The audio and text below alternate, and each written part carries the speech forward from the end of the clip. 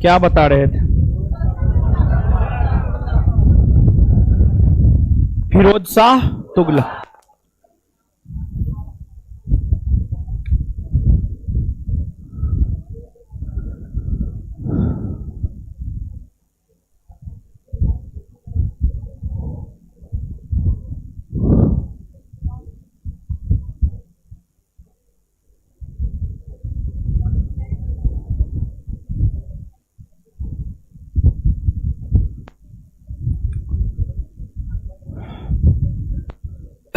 फिरोज शाह तुगलक, समझिएगा। फिरोज शाह तुगलक से पहले सुल्तान मोहम्मद बिन तुगलक थे, जो 1325 से 1351 तक रहे थे। और मोहम्मद बिन तुगलक से पहले गयासुद्दीन तुगलक थे, जो 1320 से 1325 तक रहे थे। और तुगलक वंश की स्थापना 1320 में हुई थी। तुगलक वंश की स्थापना 1320 में गयासुद्दीन तुगलक ने किया था। गयासुद्दीन तुगलक के बाद मोहम्मद बिन तुगलक, और मोहम्मद बिन तुगलक के बाद फिरोज शाह तुगलक। तो हम लोग चर्चा करने जा रहे हैं फिरोज शाह तुगलक के विषय में। फिरोज शाह तुगलक की अगर बात की जाए तो दिल्ली सल्तनत के अंतर्गत फिरोज शाह तुगलक एक ऐसे शासक हुए। दिल्ली सल्तनत के अंतर्गत जो है फिरोज शाह तुगलक एक ऐसे शासक हुए जो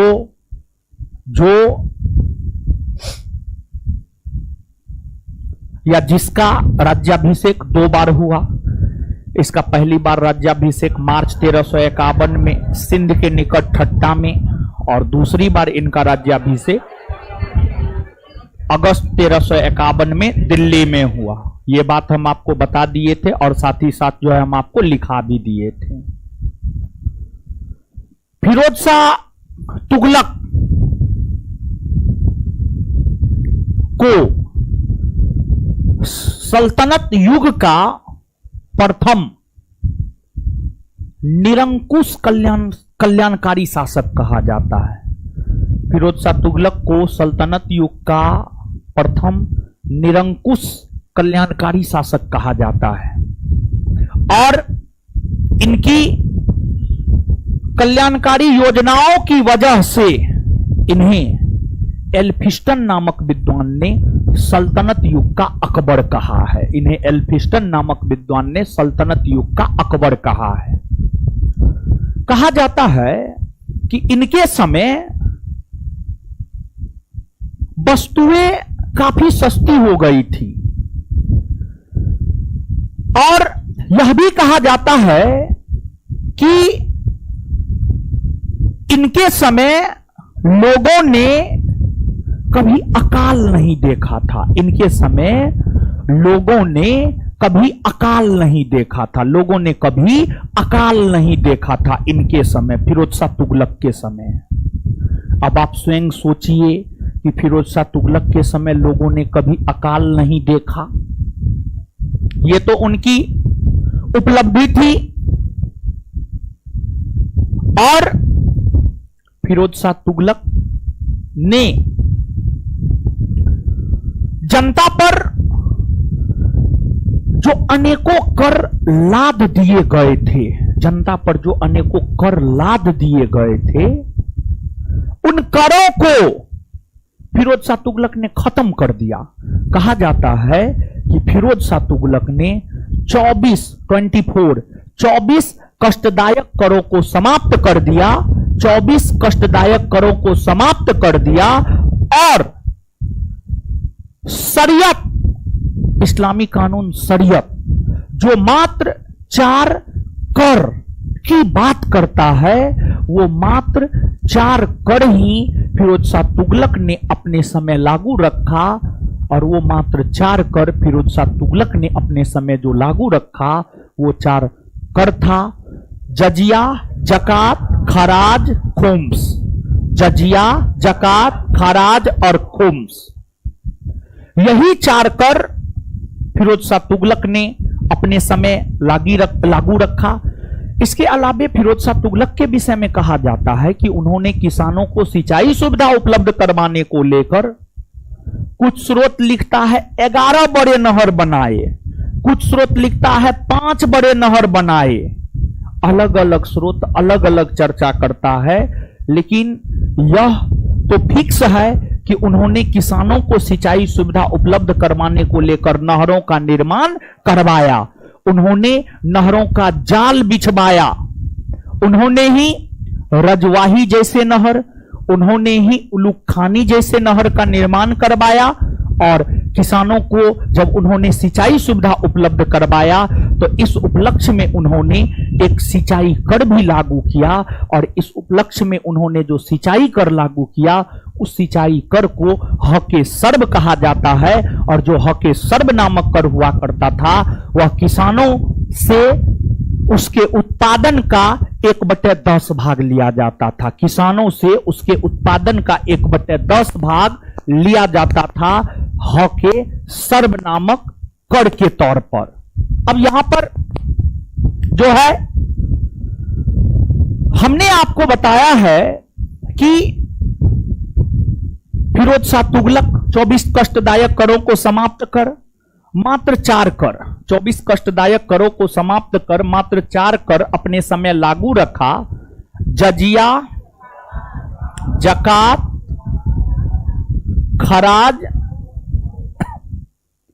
खराज और खुम्स। देखिए, जो जजिया कर था ना, जजिया कर गैर मुसलमानों से लिया जाने वाला जो जजिया कर था, जजिया कर जो है आपको गैर मुसलमानों से लिया जाने वाला कर था। और यह गैर मुसलमानों से लिया जाने वाला एक प्रकार का धार्मिक और सुरक्षात्मक कर था। एक प्रकार का धार्मिक और सुरक्षात्मक कर था। सुरक्षात्मक कर था। यह कर गैर मुसलमान यानी जो मुसलमान नहीं था, यानी जो हिंदू थे या हिंदू के अलावा जो अन्य संप्रदाय को मानते थे, यह कर गैर मुसलमानों से यानी हिंदुओं से लिया जाता था एक प्रकार से। और मुस्लिम शासक अपने समकालीन हिंदुओं को कहा करता था कि आप जजिया कर दीजिए, नहीं तो आप पर जबरदस्ती इस्लाम धर्म थोप दिया जाएगा। अगर आप चाहते हैं कि आपका धर्म बना रहे, आपके धर्म की रक्षा हो, तो आपको यह कर देना होगा, आपको यह कर देना होगा। तो इसलिए इसे धार्मिक और सुरक्षात्मक कर कहा जाता है। हिंदू अगर चाह रहे थे कि उनका हिंदू धर्म बना रहे, हिंदू धर्म बचा रहे, तो उन्हें यह कर देना था, उन्हें यह कर देना था। तो जजिया एक प्रकार का धार्मिक और सुरक्षात्मक कर था जो गैर मुसलमानों से लिया जाता था। जजिया के बाद अगला जकात। जकात की अगर हम बात करें तो जो जकात नामक कर था, जकात नामक कर मुसलमानों से लिया जाता था। जकात मुसलमानों से लिया जाने वाला, मुसलमानों से लिया जाने वाला एक प्रकार का धार्मिक कर था। यह मुसलमानों से लिया जाने वाला धार्मिक कर था। फिर खराज, गैर मुसलमानों से लिया जाने वाला भूमि कर था या भू राजस्व कर था। जो खराज था यह गैर मुसलमानों से लिया जाने वाला, गैर मुसलमानों से लिया जाने वाला भू राजस्व कर था। गैर मुसलमानों से लिया जाने वाला भू राजस्व कर था। फिर आपको खुम्स, युद्ध में लूटे गए धन के ऊपर जो टैक्स लगता था उसी को खुम्स कहा जाता था। युद्ध में लूटे हुए धन के ऊपर जो टैक्स लगता था उसी को खुम्स कहा जाता था। और देखिए, जब दिल्ली सल्तनत के अंतर्गत सुल्तान अपनी सेना के सहयोग से किसी राज्य पर आक्रमण करके उस राज्य को जीतता था, तो उस राज्य से धन संपत्ति लूटता था। उस राज्य से धन संपत्ति सैनिक ही लूटते थे। सैनिक के द्वारा जो धन संपत्ति लूटा जाता था उसी को खुम्स कहा जाता था। और टोटल खुम्स के 1/5 भाग सुल्तान को दिया जाता था 1/5 भाग सुल्तान को दिया जाता था, यानी 20% सुल्तान को दिया जाता था, और 4/5 भाग जो है सैनिक अपने पास रखते थे। सैनिक अपने पास रखते थे, यानी 80% भाग जो है सैनिक अपने पास रखते थे। 80% भाग जो है आपको सैनिक अपने पास रखते थे, सैनिक अपने पास रखते थे। लेकिन जब सुल्तान अलाउद्दीन खिलजी बना ना, अलाउद्दीन खिलजी कहा हम 20% लेने वाले ना, हम 80% लेंगे, 80% हम लेंगे, अब 20% सैनिक को देंगे। यानी सामान्य तौर पर खुम्स में होता था, लूटे गए धन का 1/5 भाग सुल्तान को दे दिया जाता था, 4/5 भाग सैनिक अपने पास रखता था। लेकिन अलाउद्दीन खिलजी ने इसको पलट दिया। अलाउद्दीन खिलजी ने कहा हम 4/5 भाग लेंगे, 20%, 1/5 भाग मात्र सैनिक को देंगे। तो अलाउद्दीन खिलजी खुम्स में अधिक हिस्सा लिया, लेकिन एक सुल्तान सिकंदर लोदी हुए। लोदी वंश जब हम आपको पढ़ाएंगे तो वहां पर सिकंदर लोदी के विषय में पढ़ाएंगे। सिकंदर लोदी एक ऐसे सुल्तान हुए जिन्होंने खुम्स में कोई हिस्सा नहीं लिया। सिकंदर लोदी एक ऐसे सुल्तान हुए जिन्होंने खुम्स में कोई हिस्सा नहीं लिया, कोई हिस्सा नहीं लिया खुम्स में। और यही चारों कर मूल तौर पर एफएसटी के समय यानी फिरोज शाह तुगलक के समय, एफएसटी के समय यानी फिरोज शाह तुगलक के समय जो है यही 4 कर मूल तौर पर जो है आपको लागू थे। और फिरोज शाह तुगलक के विषय में कहा जाता है कि ये पूरे दिल्ली सल्तनत के सुल्तानों में एकमात्र ऐसा सुल्तान हुआ जिन्होंने ब्राह्मणों से जजिया कर लिया। इन्होंने ब्राह्मणों के ऊपर भी जजिया कर लागू किया था। देखिए, भारत में जजिया कर मोहम्मद बिन कासिम ने पहली बार लागू किया था, और मोहम्मद बिन कासिम ब्राह्मणों पर जजिया कर नहीं लागू किया था। पूरे भारतीय इतिहास में एकमात्र सुल्तान आपको एफएसटी मिलेंगे, फिरोज शाह तुगलक मिलेंगे, जिन्होंने ब्राह्मणों के ऊपर भी जजिया कर लागू किया। न इनसे पहले किसी सुल्तान ने ब्राह्मणों के ऊपर जजिया कर लागू किया, न इनके बाद किसी सुल्तान ने ब्राह्मणों के ऊपर जजिया कर लागू किया, बल्कि पूरे दिल्ली सल्तनत के अंतर्गत देखा जाए तो पूरे दिल्ली सल्तनत के अंतर्गत एकमात्र सुल्तान आपको फिरोज शाह तुगलक हुए जिन्होंने ब्राह्मणों से जजिया कर लिया। इसके अलावे हमने आपको अभी तुरंत बताया है इनकी जो कल्याणकारी योजनाएं थी, इनकी कल्याणकारी योजनाओं की वजह से ही इन्हें सल्तनत युग का अकबर कहा जाता है। इन्होंने, फिरोज शाह तुगलक ने बेरोजगारों को रोजगार देने का काम किया। फिरोज शाह तुगलक ने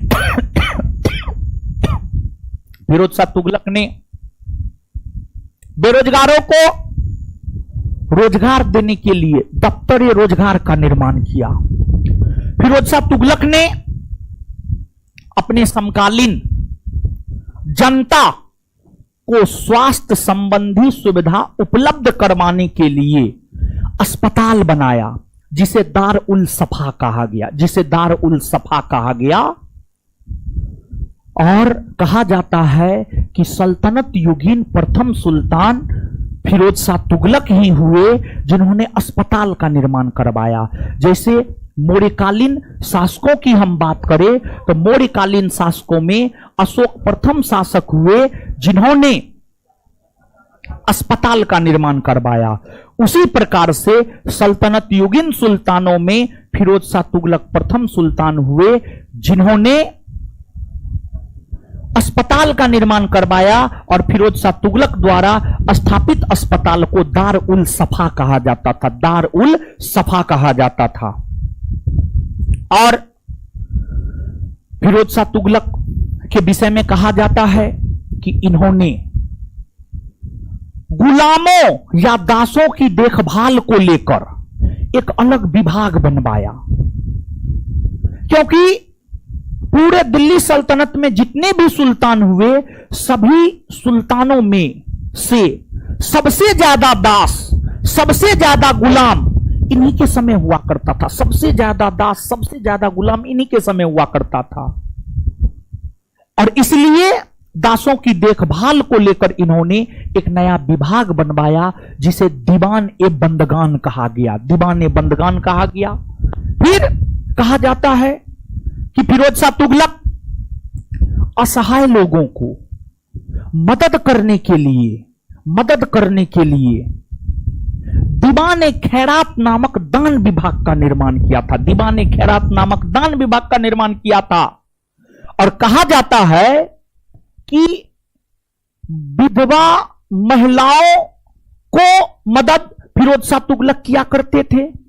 और विधवा महिला की जो बच्ची होती थी, उस बच्ची के विवाह को लेकर दहेज की व्यवस्था भी फिरोज शाह तुगलक ही किया करते थे। दहेज की व्यवस्था भी फिरोज शाह तुगलक ही किया करते थे।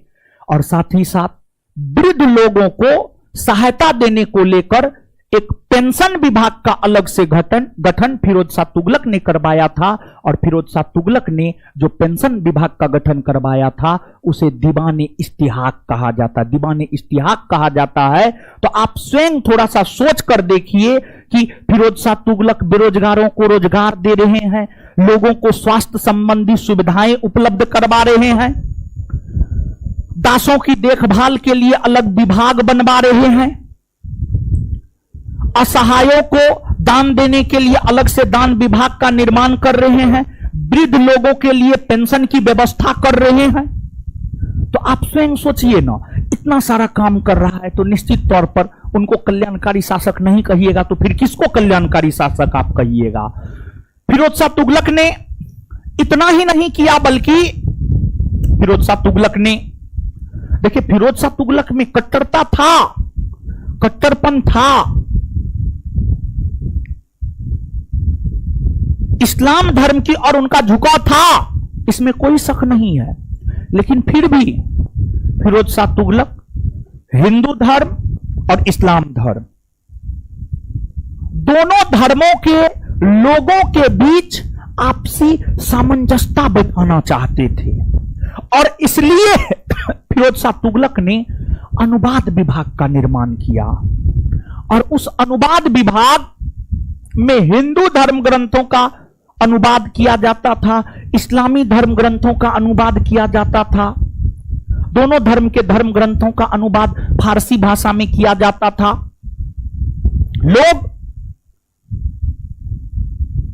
दोनों धर्म के लोग एक दूसरे धर्म को समझ सके, दोनों धर्म के लोग एक दूसरे धर्म को समझ सके, इसलिए फिरोज शाह तुगलक ने अनुवाद विभाग का निर्माण करवाया। साथ ही साथ फिरोज शाह तुगलक ने जो है आपको सैन्य पदों को वंशानुगत कर दिया। फिरोज शाह तुगलक ने किसानों के द्वारा लिए गए तकाबी ऋण को माफ कर दिया। फिरोज शाह तुगलक ने किसानों के द्वारा लिए गए तकाबी ऋण को माफ कर दिया, तकाबी ऋण को माफ कर दिया। फिरोज शाह तुगलक विद्वान शासक थे। और फिरोज शाह तुगलक विद्वान शासक थे यह इसलिए कह सकते हैं क्योंकि फिरोज शाह तुगलक ने अपनी आत्मकथा लिखी है।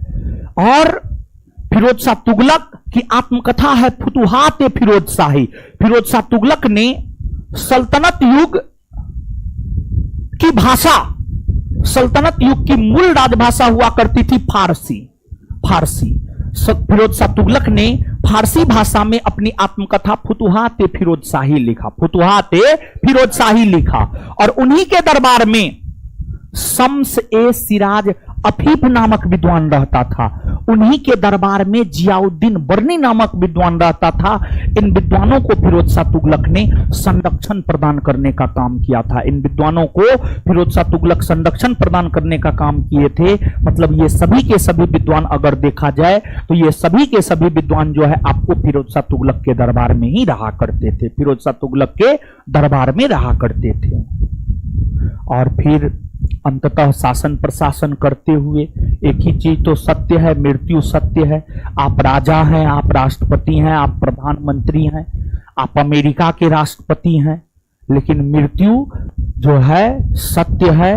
एक ना एक दिन आपको जाना ही होगा। आप हो, हम हो, मोदी जी हो, जो बाइडेन हो या शी जिनपिंग हो, जितना तानाशाही करना है कर लीजिए।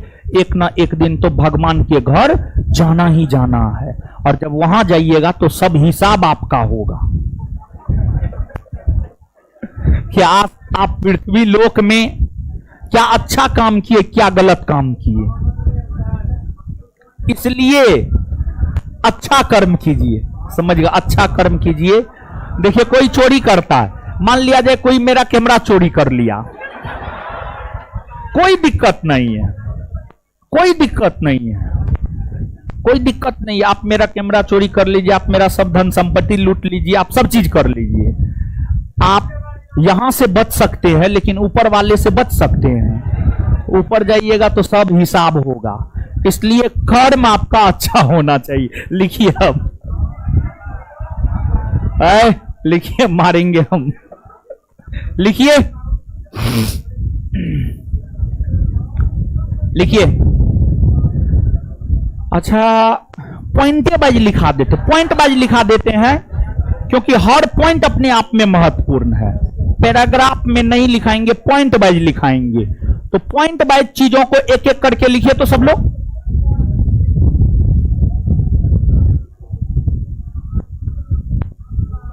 फिरोज शाह तुगलक को सल्तनत युग का प्रथम निरंकुश कल्याणकारी शासक कहा जाता है।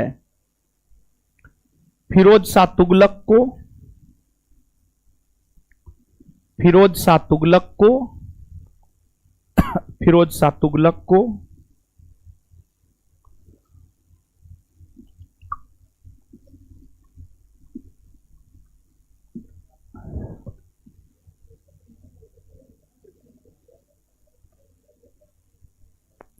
फिरोज शाह तुगलक को सल्तनत युग का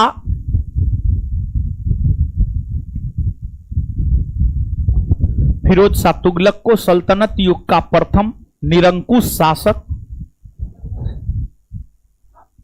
प्रथम निरंकुश कल्याणकारी शासक, सॉरी, फिरोज शाह तुगलक को सल्तनत युग का प्रथम निरंकुश कल्याणकारी शासक, निरंकुश कल्याणकारी शासक कहा जाता है, कहा जाता है। का हो हीरो सब बढ़िया कॉपी का इन खरीदते हैं आप लोग, हैं? अरे कम से कम इहो क्वालिटी का तो कॉपी रखना चाहिए महाराज। पढ़ाई लिखाई में खर्च नहीं कीजिएगा तो कहां कीजिएगा, हैं? चलिए अगला पॉइंट, अगला पॉइंट।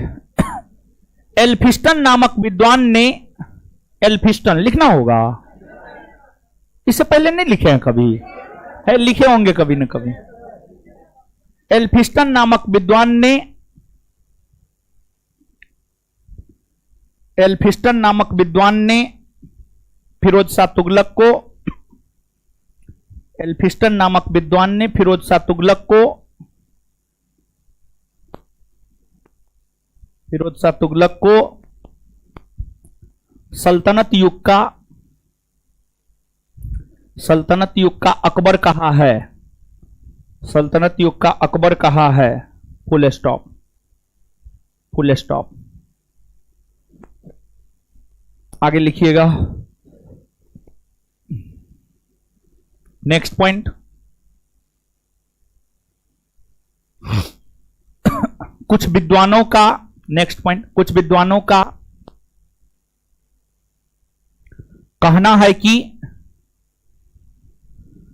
कुछ विद्वानों का कहना है कि, कुछ विद्वानों का कहना है कि, कुछ विद्वानों का कहना है कि, कहना है कि फिरोज शाह तुगलक, क्या हो, कहीं से लिख रहे हैं क्या? नया विद्यार्थी हैं तो उल्टा लिखते हैं। क्या नाम है, हैं? क्या पापा का क्या नाम है? तो ये उल्टा पुल्टा काहे लिखते हैं आप? और रूम पे फेयर भी करते हैं, और फेयर करने का टाइम मिल जाता है। अच्छा ऐसा बात है ना। कुछ विद्वानों का कहना है कि फिरोज शाह तुगलक के समय, फिरोज शाह तुगलक के समय, फिरोज शाह तुगलक के समय वस्तुएं काफी बोर्डे पे जाते हैं। कुछ विद्वानों का कहना है कि ऑनलाइन भी विद्यार्थी है, उसको लगा मास्टरवा कहां भाग गया। ऊपर में भी है। फिरोज शाह तुगलक, कुछ विद्वानों का कहना है कि फिरोज शाह तुगलक के समय जरूरतमंद वस्तुओं का दाम जरूरतमंद वस्तुओं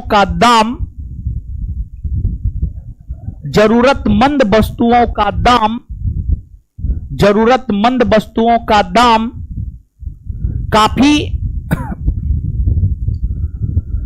काफी कम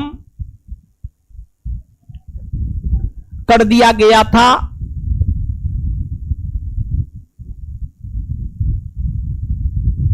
फुल स्टॉप। इनके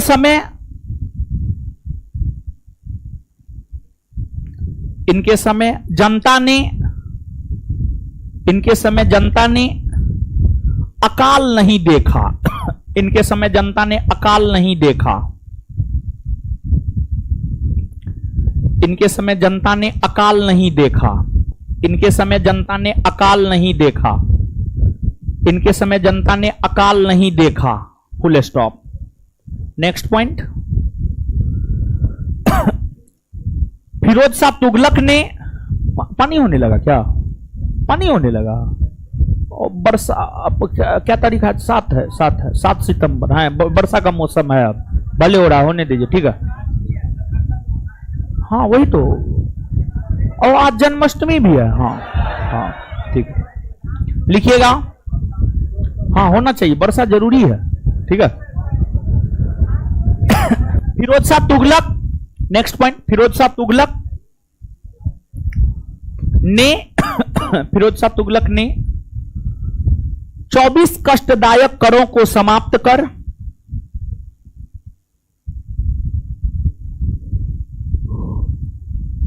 फिरोज शाह तुगलक ने 24 कष्टदायक करों को समाप्त कर मात्र 4 कर फिरोज शाह तुगलक ने 24 कष्टदायक करों को समाप्त कर मात्र 4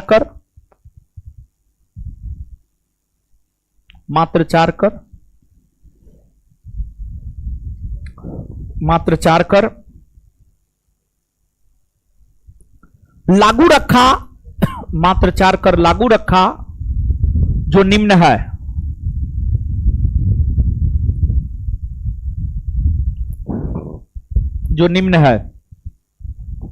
एक नंबर में जजिया।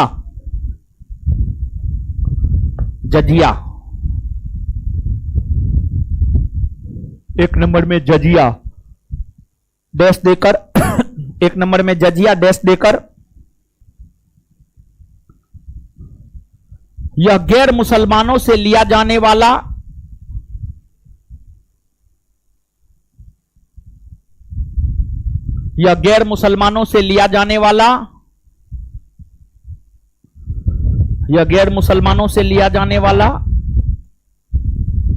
एक धार्मिक और सुरक्षात्मक कर था।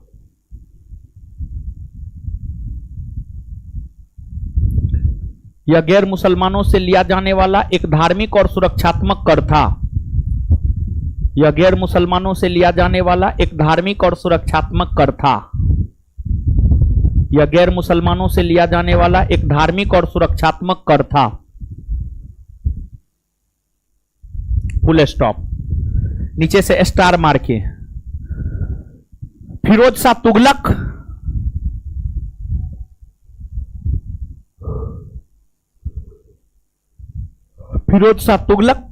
पूरे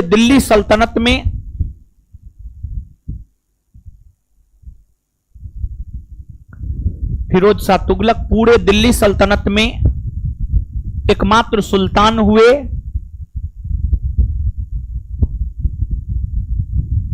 फिरोज शाह तुगलक पूरे दिल्ली सल्तनत में एकमात्र सुल्तान हुए जिन्होंने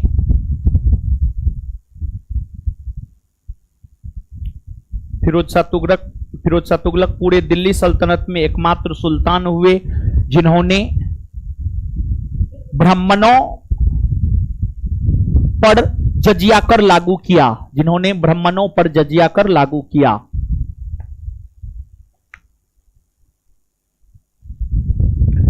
जिन्होंने ब्राह्मणों पर जजिया कर लागू किया।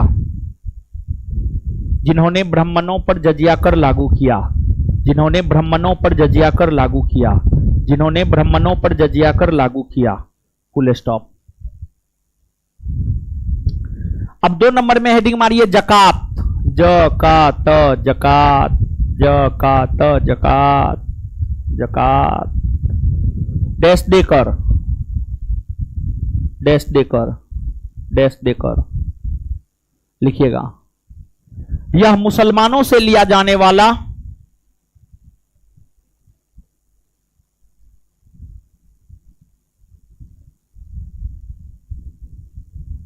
यह मुसलमानों से लिया जाने वाला एक धार्मिक कर था। यह मुसलमानों से लिया जाने वाला एक धार्मिक कर था। यह मुसलमानों से लिया जाने वाला एक धार्मिक कर था। आगे खराज। आगे खराज खराज खराज। आगे खराज लिखिएगा। खराज डैश देकर। यह गैर मुसलमानों से लिया जाने वाला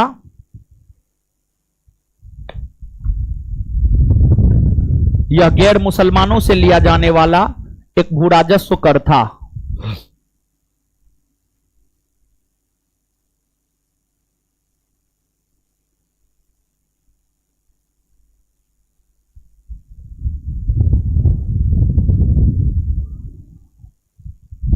कहां पानी हो रहा है जी? नहीं हो रहा, बंद हो गया। तो होना चाहिए, पूरा जम के होना चाहिए। आगे रात में होगा। आप लोग तो एकदम मगरजानी है। रात में होगा। आगे खुम्स। आगे है खुम्स। खुम्स डैश देकर। खुम्स। अब इस बैच में डेली रामायण लेके आएंगे, महाभारत। आधा घंटा रामायण का प्रवचन होगा। खुम्स युद्ध में लूटे हुए। जानते हैं आज के डेट में नैतिकता का पाठ पढ़ाया जाना चाहिए, क्योंकि बहुत ज्यादा नैतिकता मानवता खत्म होते जा रहा है धीरे धीरे। समझ गए? खुम्स युद्ध में लूटे गए धन पर लगने वाले कर। डैश देकर। खुम्स डैश देकर। युद्ध में लूटे गए धन पर लगने वाले कर।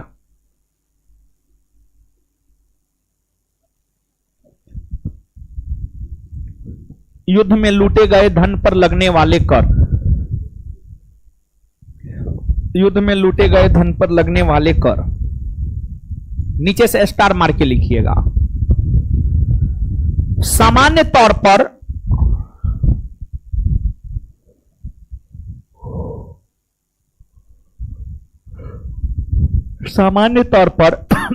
खुम्स में सुल्तान का हिस्सा 1/5 भाग। सामान्य तौर पर खुम्स में सुल्तान का हिस्सा 1/5 भाग और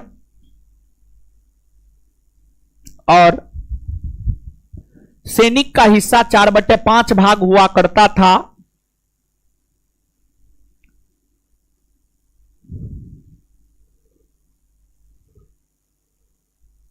और सैनिक का हिस्सा 4/5 भाग हुआ करता था। लेकिन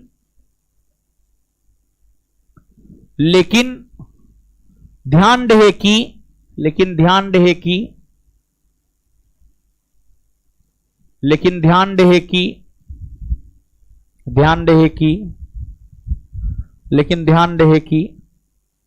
अलाउद्दीन खिलजी ने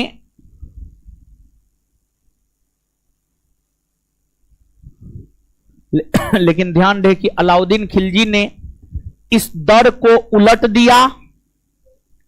लेकिन ध्यान रहे कि अलाउद्दीन खिलजी ने अलाउद्दीन खिलजी ने इस दर को उलट दिया। अलाउद्दीन खिलजी ने इस दर को उलट दिया और अलाउद्दीन खिलजी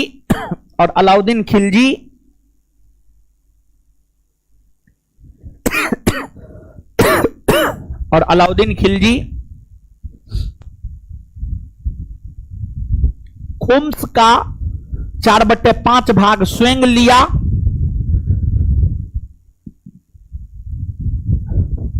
और अलाउद्दीन खिलजी खुम्स का 4/5 भाग स्वयं लिया, 4/5 भाग स्वयं लिया तथा 1/5 भाग सैनिकों को दिया।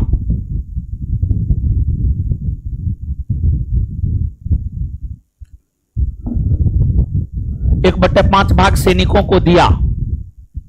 नेक्स्ट पॉइंट, नोट देकर के लिखिएगा, NOT नोट देकर लिखिएगा, नोट देकर लिखिएगा। नोट में पहला पॉइंट बनाइए। नोट में यहां पे 2 पॉइंट लिखाएंगे। एक पॉइंट ये लिखिएगा कि सिकंदर लोदी ने खुम्स में कोई हिस्सा नहीं लिया, तो नोट में पहला पॉइंट 1 नंबर में, नोट में पहला पॉइंट 1 नंबर में, सिकंदर लोदी ने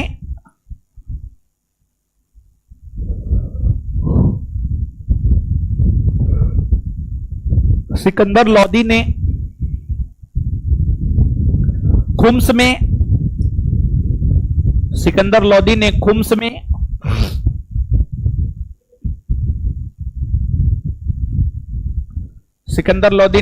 में कोई हिस्सा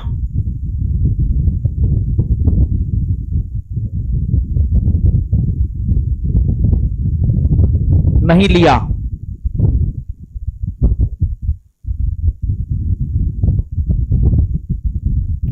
यहां पर कर जब जान रहे हैं तो एक और जान लीजिए, उस्र मुसलमानों से लिया जाने वाला भू राजस्व कर था, उस्र। ठीक है, तो नोट में दूसरा पॉइंट लिखिएगा,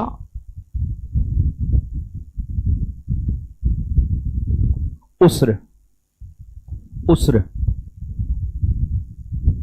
डैश देकर, नहीं उस्र लिखे हैं, 2 नंबर में लिखिएगा। उस्र मुसलमानों से लिया जाने वाला भू राजस्व कर था, उस्र मुसलमानों से लिया जाने वाला भू राजस्व कर था। नोट में उस्र मुसलमानों से लिया जाने वाला भू राजस्व कर था, मुसलमानों से लिया जाने वाला भू राजस्व कर था।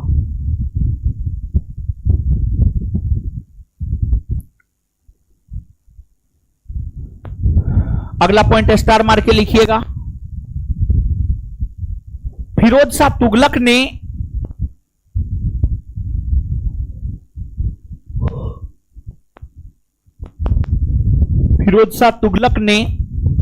किसानों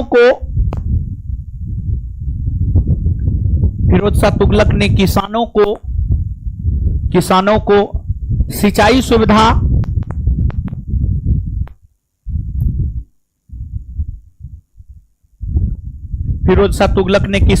सिंचाई सुविधा उपलब्ध करवाने को लेकर फिरोज शाह तुगलक ने किसानों को सिंचाई सुविधा उपलब्ध करवाने को लेकर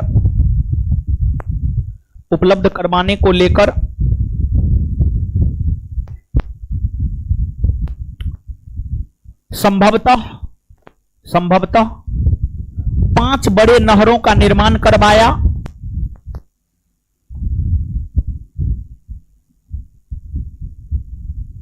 5 बड़े नहरों का निर्माण करवाया जिसमें रजबाही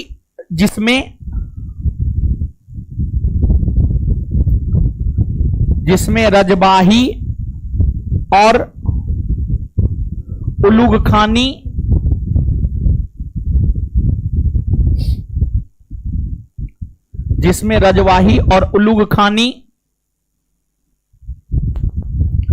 जिसमें रजवाही और उलूग खानी, जिसमें रजवाही और उलूग खानी,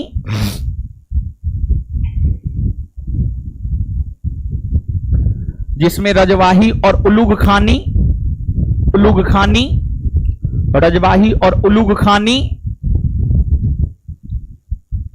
प्रमुख नहर है।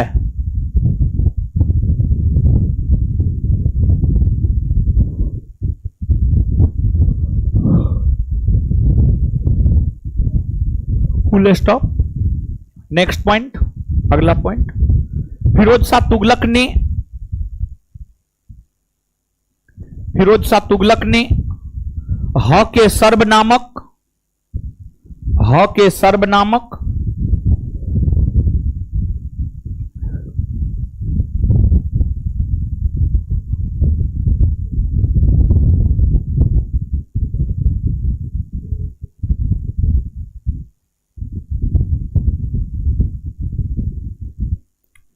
फिरोज शाह तुगलक ने ह के सर्ब नामक सिंचाई कर, फिरोज शाह तुगलक ने ह के सर्ब नामक सिंचाई कर,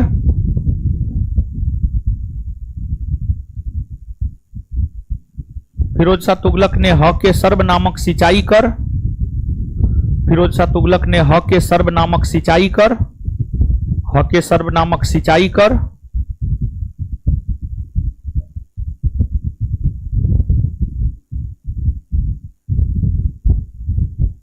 लागू किया।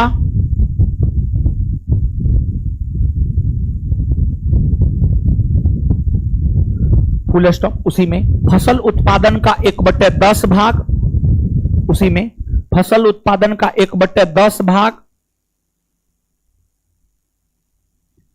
फसल उत्पादन का 1/10 भाग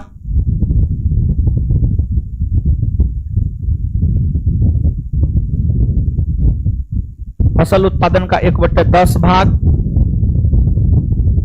इस कर के अंतर्गत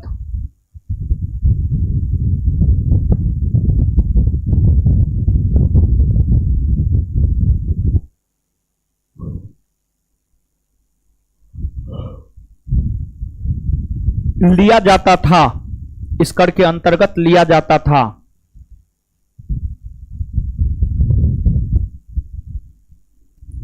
लिया जाता था। Full stop. चलिए आगे लिखिएगा।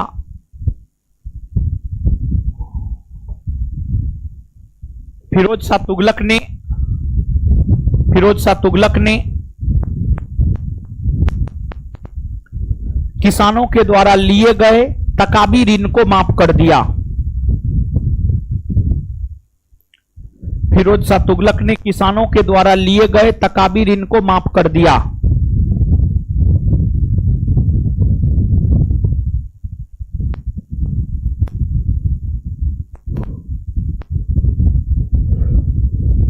फिरोज शाह तुगलक ने किसानों के द्वारा लिए गए तकाबी ऋण को माफ कर दिया। तकाबी ऋण, तकाबी, हे भगवान,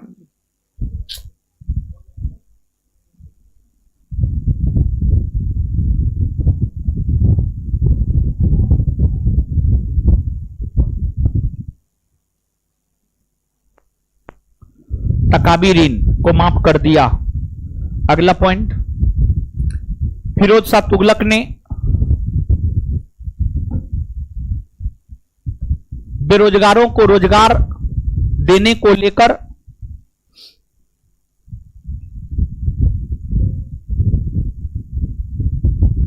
फिरोज शाह तुगलक ने बेरोजगारों को रोजगार देने को लेकर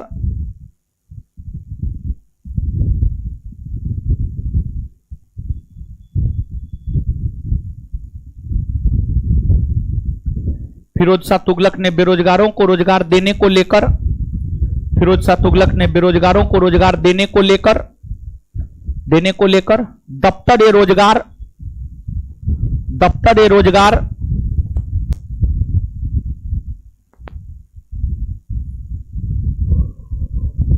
का निर्माण किया। दफ्तर-ए-रोजगार का निर्माण किया। दफ्तर-ए-रोजगार नामक नए विभाग का निर्माण किया। दफ्तर-ए-रोजगार नामक नए विभाग का निर्माण किया। दफ्तर-ए-रोजगार नामक नए विभाग का निर्माण किया।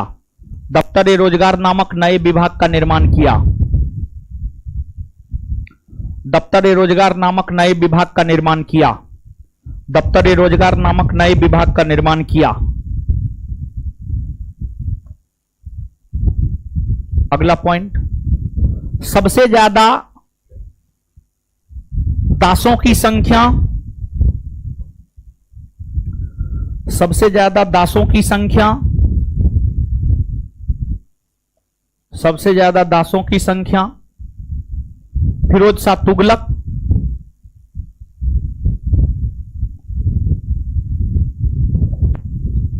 सबसे ज्यादा दासों की संख्या फिरोज शाह तुगलक के दरबार में ही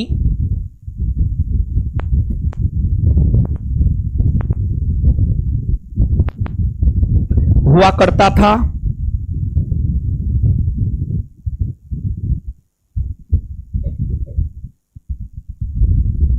सबसे ज्यादा दासों की संख्या फिरोज शाह तुगलक के दरबार में ही हुआ करता था।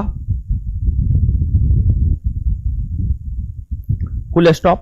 दासों की देखभाल हेतु, दासों की देखभाल हेतु, दासों की देखभाल हेतु, उसी में दासों की देखभाल हेतु फिरोज शाह तुगलक ने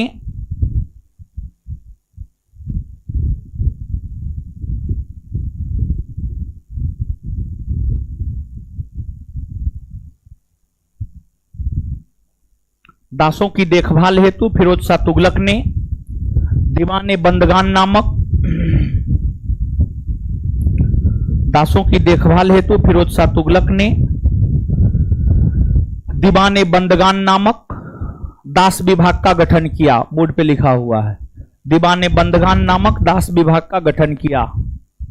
दीवाने बंदगान नामक दास विभाग का गठन किया।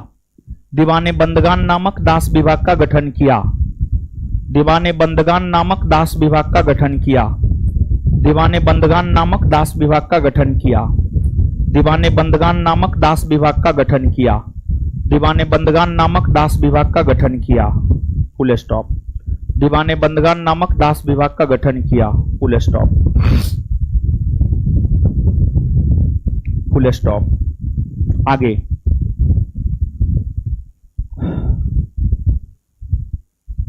फिरोज शाह तुगलक ने दीवाने खैरात नामक दान विभाग का गठन किया। फिरोज शाह तुगलक ने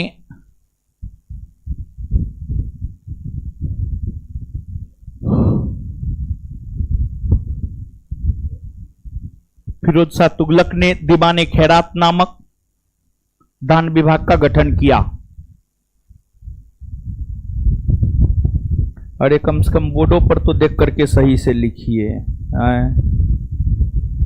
बताइए, सब गलती लिखा है। दीवान ऐसे लिखा जाता, दीवान हम कैसे लिखे हैं बताइए। अजीब हाल है। दीवाने फिरोज शाह, चले, फिरोज शाह तुगलक ने दीवाने खैरात नामक दान विभाग का गठन किया। दीवाने खैरात नामक दान विभाग का गठन किया। दीवाने खैरात नामक दान विभाग का गठन किया। अगला, फिरोज शाह तुगलक ने दीवान ए इस्तिहाक नामक, फिरोज शाह तुगलक ने दीवान ए इस्तिहाक नामक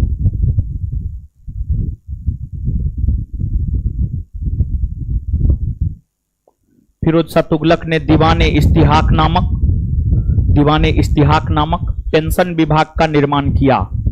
दीवान ए इस्तिहाक नामक पेंशन विभाग का निर्माण किया। दीवान ए इस्तिहाक नामक पेंशन विभाग का निर्माण किया। बोर्ड पे लिखा हुआ है, दीवान ए इस्तिहाक नामक पेंशन विभाग का निर्माण किया। दीवान ए इस्तिहाक नामक पेंशन विभाग का निर्माण किया। अगला पॉइंट, फिरोज शाह तुगलक ने, अगला पॉइंट, फिरोज शाह तुगलक ने लोगों को स्वास्थ्य संबंधी सुविधा उपलब्ध करवाने को लेकर, फिरोज शाह तुगलक ने लोगों को, फिरोज शाह तुगलक ने लोगों को स्वास्थ्य संबंधी सुविधा उपलब्ध करवाने को लेकर, फिरोज शाह तुगलक ने लोगों को, फिरोज शाह तुगलक ने लोगों को स्वास्थ्य संबंधी, फिरोज शाह तुगलक ने लोगों को, फिरोज शाह तुगलक ने लोगों को स्वास्थ्य संबंधी सुविधा उपलब्ध, स्वास्थ्य संबंधी सुविधा उपलब्ध करवाने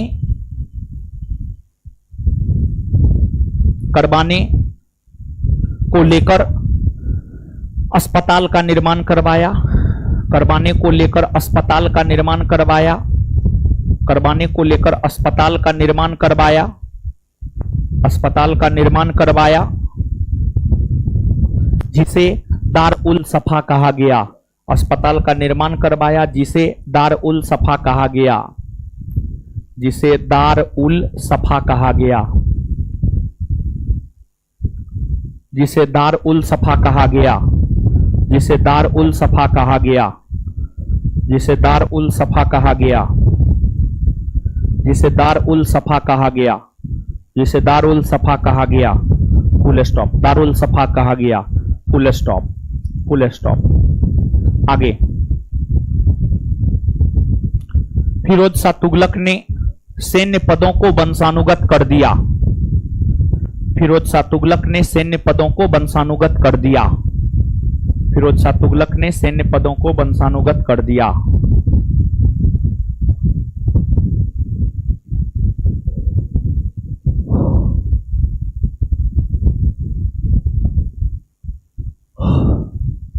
आगे,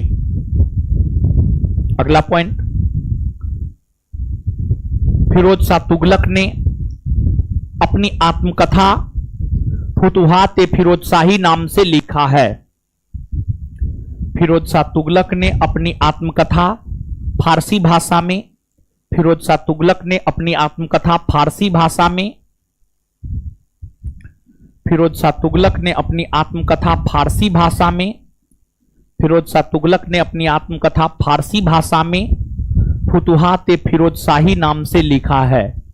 फिरोज शाह तुगलक ने अपनी आत्मकथा फारसी भाषा में फुतुहात फिरोज शाही नाम से लिखा है, फुतुहात फिरोज शाही नाम से लिखा है।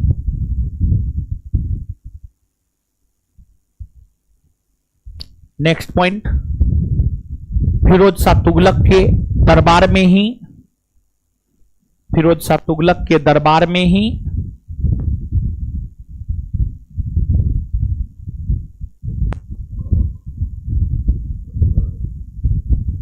जियाउद्दीन बर्नी और शम्स ए सिराज और शम्स ए सिराज अफीफ और शम्स ए सिराज अफीफ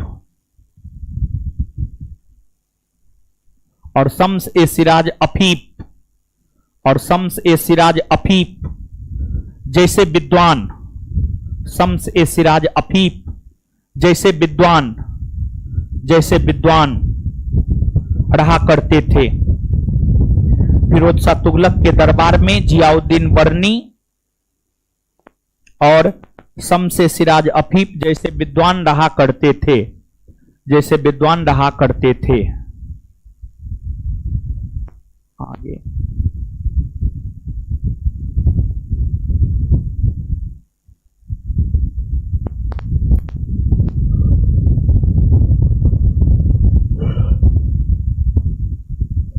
इसके बाद फिरोज शाह तुगलक की अगर आप बात करेंगे तो उन्हें सैन्य सफलता बहुत ज्यादा नहीं मिला।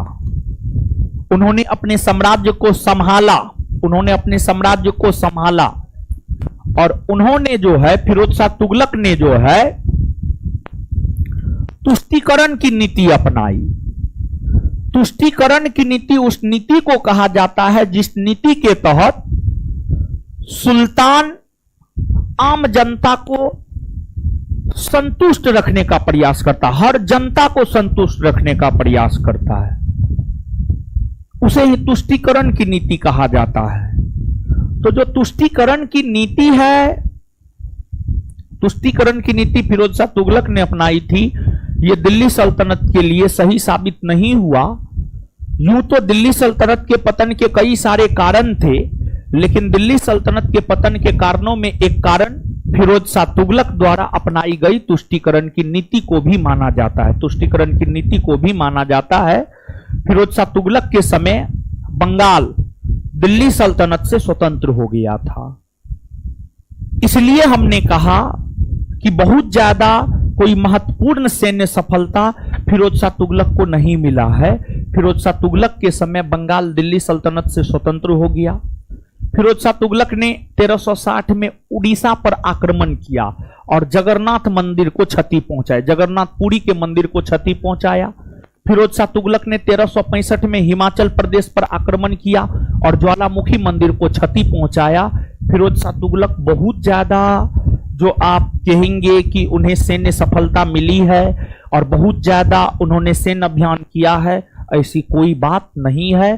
और शासन प्रशासन करते हुए अंततः फिरोज शाह तुगलक का निधन 1388 ईस्वी में हो गया। 1388 ईस्वी में फिरोज शाह तुगलक का निधन हो गया। तो नीचे से स्टार मार के लिखिएगा। फिरोज शाह तुगलक के समय बंगाल, फिरोज शाह तुगलक के समय बंगाल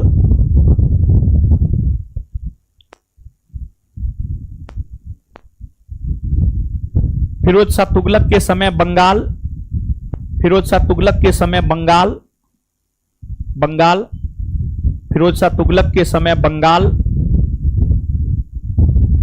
फिरोज शाह तुगलक के समय बंगाल, बंगाल, बंगाल, बंगाल दिल्ली सल्तनत से स्वतंत्र हो गया था। बंगाल दिल्ली सल्तनत से स्वतंत्र हो गया था। फिरोज शाह तुगलक के समय बंगाल दिल्ली सल्तनत से स्वतंत्र हो गया था। Next point,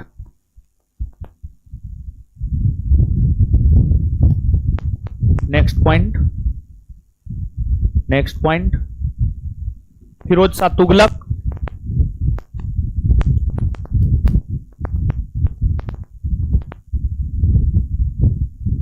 next point, Firoz Shah Tughlaq, Firoz Shah Tughlaq ने 1360 में, फिरोज शाह तुगलक ने 1360 में, 1360 1360 1360 में उड़ीसा का अभियान कर, उड़ीसा का अभियान कर, उड़ीसा का अभियान कर, उड़ीसा का अभियान कर जगन्नाथपुरी के मंदिर को, उड़ीसा का अभियान कर जगन्नाथपुरी के मंदिर को, उड़ीसा का अभियान कर जगन्नाथपुरी के मंदिर को, जगन्नाथपुरी के मंदिर को क्षति पहुंचाया, जगन्नाथपुरी के मंदिर को क्षति पहुंचाया, जगन्नाथपुरी के मंदिर को क्षति पहुंचाया, जगन्नाथपुरी के मंदिर को क्षति पहुंचाया। नेक्स्ट पॉइंट, अगला पॉइंट, अगला पॉइंट, फिरोज शाह तुगलक ने 1365 ईस्वी में, फिरोज शाह तुगलक ने 1365 ईस्वी में, फिरोज शाह तुगलक ने 1365 ईस्वी में, फिरोज शाह तुगलक ने 1365 ईस्वी में, फिरोज शाह तुगलक ने 1365 ईस्वी में हिमाचल प्रदेश पर आक्रमण कर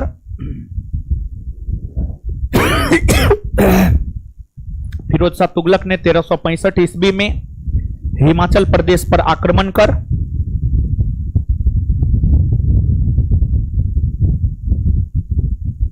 हिमाचल प्रदेश पर आक्रमण कर हिमाचल प्रदेश पर आक्रमण कर हिमाचल प्रदेश पर आक्रमण कर ज्वालामुखी मंदिर को ध्वस्त किया। हिमाचल प्रदेश पर आक्रमण कर ज्वालामुखी मंदिर को ध्वस्त किया। हिमाचल प्रदेश पर आक्रमण कर ज्वालामुखी मंदिर को ध्वस्त किया। हिमाचल प्रदेश पर आक्रमण कर ज्वालामुखी मंदिर को ध्वस्त किया। हिमाचल प्रदेश पर आक्रमण कर ज्वालामुखी मंदिर को ध्वस्त किया। Full stop, full stop, full stop. आगे आगे आगे आगे आगे। हाँ, फिरोज शाह तुगलक जो है, अरे सुनिए ना महाराज पहले, फिरोज शाह तुगलक जो है चांदी और तांबा का सिक्का चलाया था। चांदी और तांबा के मिश्रण से सिक्का चलाया था, जिसे अद्धा और बीख कहा गया। अद्धा और बीख कहा गया। नीचे से स्टार मार के लिखिए।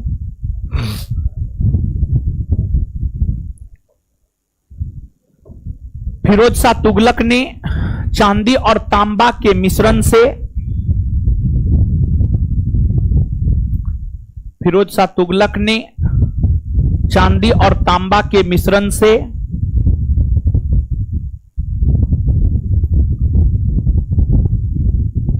फिरोज शाह तुगलक ने चांदी और तांबा के मिश्रण से अद्धा और बीख नामक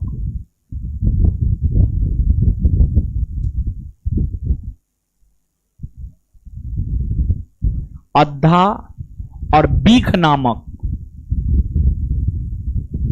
अद्धा और बीख नामक अद्धा और बीख नामक सिक्का चलाया।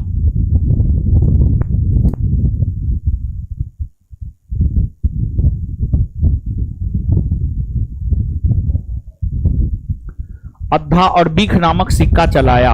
अद्धा और बीख नामक सिक्का चलाया। Full stop. अनुवाद विभाग वाला नहीं लिखा है, लगता नहीं लिखा है। लिखिएगा।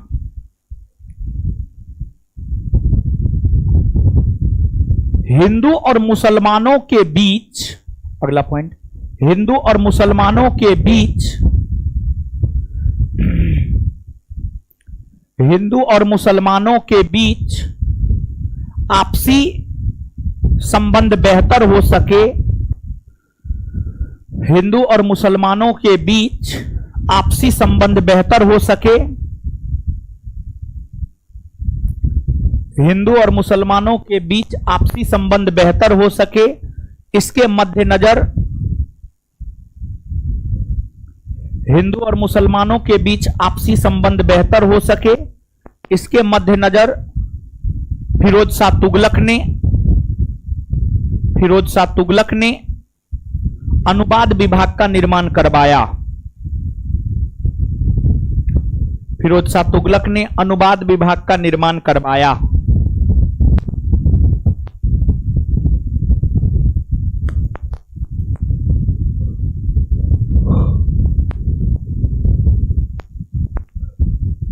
आगे लिखिए। 1388 ईस्वी में फिरोज शाह तुगलक की मृत्यु हो गई।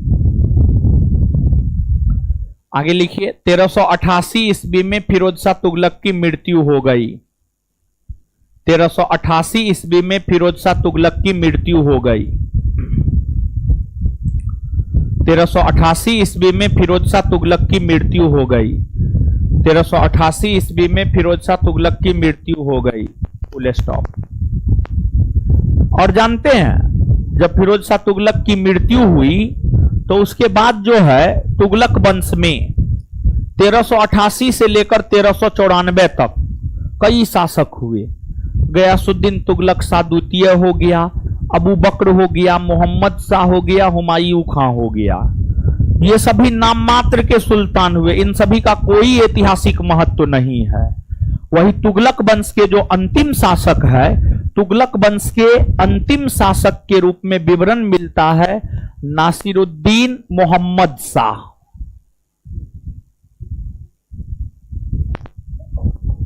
नासिरुद्दीन मोहम्मद शाह।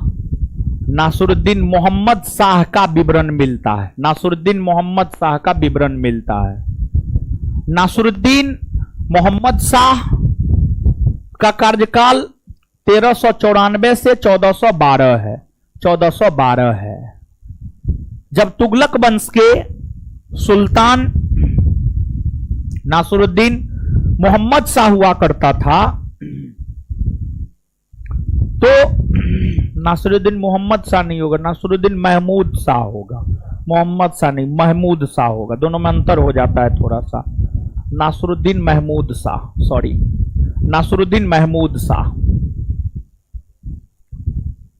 जब तुगलक वंश के सुल्तान या तुगलक वंश के अंतिम सुल्तान नासिरुद्दीन महमूद शाह हुआ करते थे, इसी के समय तैमूर लंग तेमुरलंग या तैमूर ने 1398 ईस्वी में दिल्ली पर आक्रमण किया। जब 1398 ईस्वी में तैमूर ने इनके समय दिल्ली पर आक्रमण किया तो ये तैमूर के डर से ही दिल्ली छोड़कर भाग गया। तैमूर के डर से दिल्ली छोड़कर भाग गया। अब शासके भाग गया तो तैमूर जो है मन भर के दिल्ली को लूटा, समझ गए। और इनके मन में तैमूर का इतना ज्यादा डर बैठ गया था कि तैमूर जब दिल्ली को लूटकर चल भी गया था तब पर भी दिल्ली नहीं आ रहा था। और जब तैमूर का 1405 ईस्वी में निधन हो गया, पता चला कि तैमूर का ओम नमः स्वाहा हो गया है, तब जाकर के जो है ये फिर से 1405 में दिल्ली पहुंचा और फिर से गद्दी पर बैठा। अपने वजीर के मदद से फिर से गद्दी पर बैठा, लेकिन ये भी नाम मात्र का ही सुल्तान बन के रहा। कोई महत्व इनका भी नहीं रहा, इनका भी जो है कोई महत्व नहीं रहा। और 1412 में निधन हो गया, तुगलक वंश का पतन हो गया। और फिर तुगलक वंश के बाद शासन करने का काम किया सैयद वंश ने। सैयद वंश ने, तो आगे हम लोग चर्चा करेंगे सैयद वंश के विषय में, लेकिन नीचे से लिखिएगा।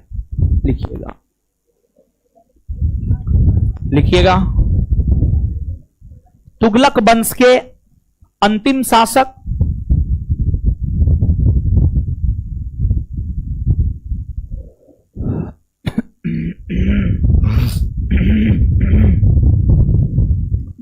तुगलक वंश के अंतिम शासक तुगलक वंश के अंतिम शासक नासरुद्दीन महमूद शाह हुए।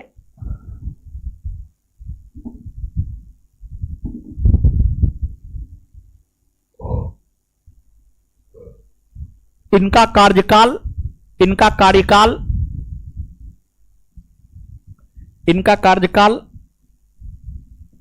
1394 ईस्वी से 1412 ईस्वी तक रहा है। इनका कार्यकाल 1394 ईस्वी से लेकर 1412 ईस्वी तक रहा है। इनका कार्यकाल 1394 ईस्वी से लेकर 1412 ईस्वी तक रहा है। इन्हीं के समय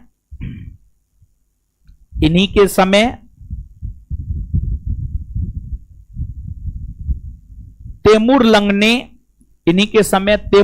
ने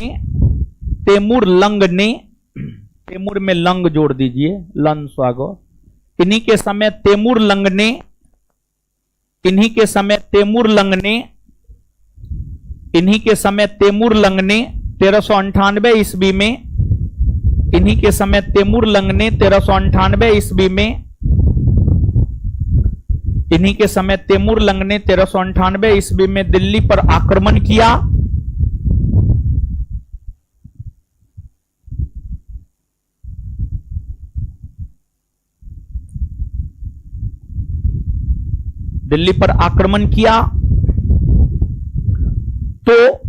तो नासरुद्दीन महमूद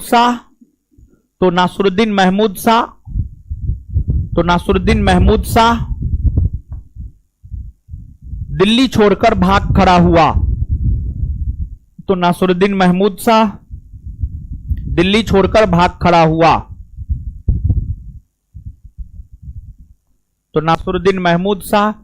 दिल्ली छोड़कर भाग खड़ा हुआ।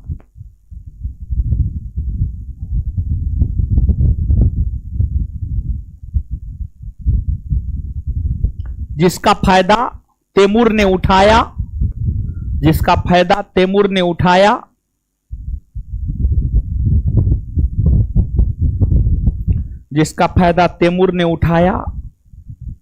और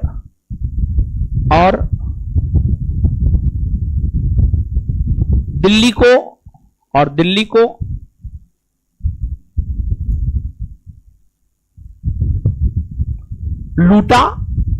को लूटा। तैमूर को दिल्ली लूटने में खिज्र खां ने मदद किया था। तैमूर को दिल्ली लूटने में खिज्र खां ने मदद किया था। तैमूर को दिल्ली को लूटने में खिज्र खां ने मदद किया था। तैमूर को दिल्ली को लूटने में खिज्र खान ने मदद किया था। तैमूर को दिल्ली को लूटने में खिज्र खान ने मदद किया था। तैमूर को दिल्ली को लूटने में खिज्र खान ने मदद किया था। इसी कारण इसी कारण इसी कारण इसी कारण इसी कारण जब तैमूर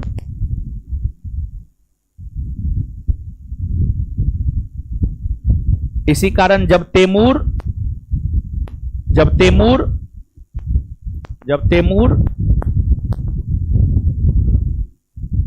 भारत से वापस लौट रहा था, भारत से वापस लौट रहा था तो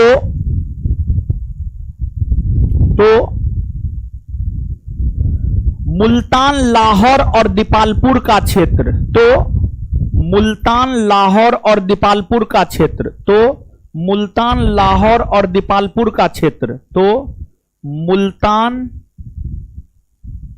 लाहौर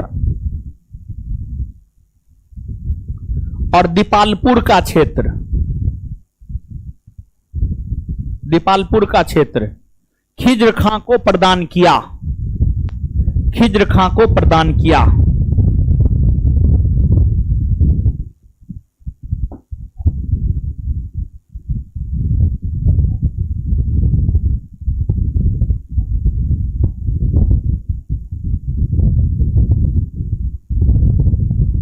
चलिए फुल स्टॉप। अब आगे हेडिंग मारिए सैयद वंश, सैयद वंश।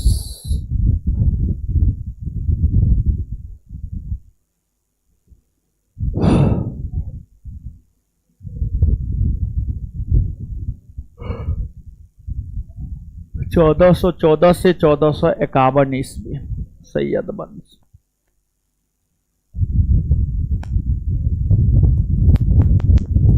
चलिए अब जो है सैयद वंश को जानेंगे, लेकिन उससे पहले आप पढ़िए। जितना आपको बतलाया गया है, समझाया गया है, लिखाया गया है, उसको आप पढ़िए पहले, फिर याद करवाएंगे और फिर तब आगे बढ़ेंगे, समझे? तो इसलिए जो है अब आप क्या कीजिए, पढ़िए।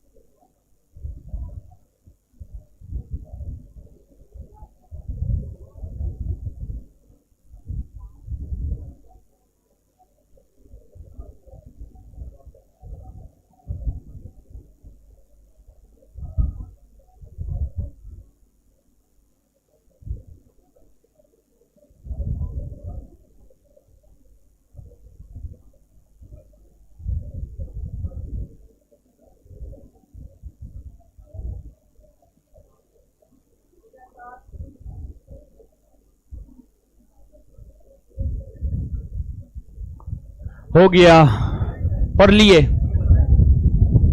जो पढ़ने वाला होगा वो पढ़िए रहा होगा, जो नहीं पढ़ने वाला उसका हो गया होगा।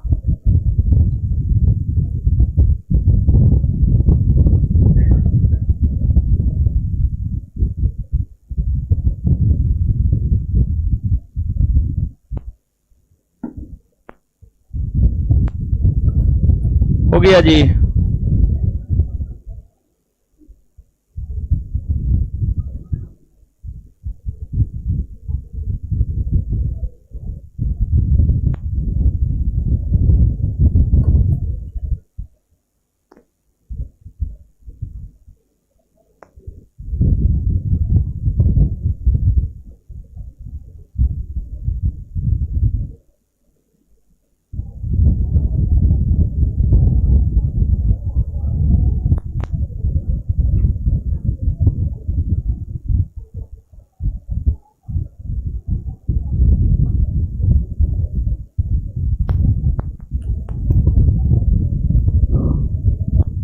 हो गया, अरे दीजिए तो।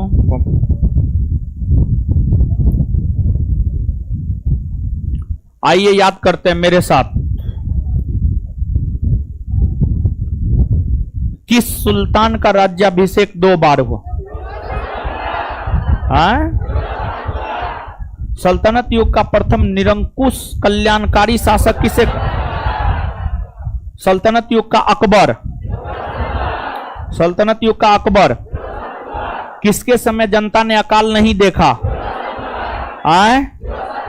फिरोज शाह तुगलक ने 24 कष्टदायक करों को समाप्त कर मात्र कितने कर लागू रखे? कितने कर? कितने कर? जो 4 कर लागू रखे थे वे 4 कर जो है आपको कौन कौन है?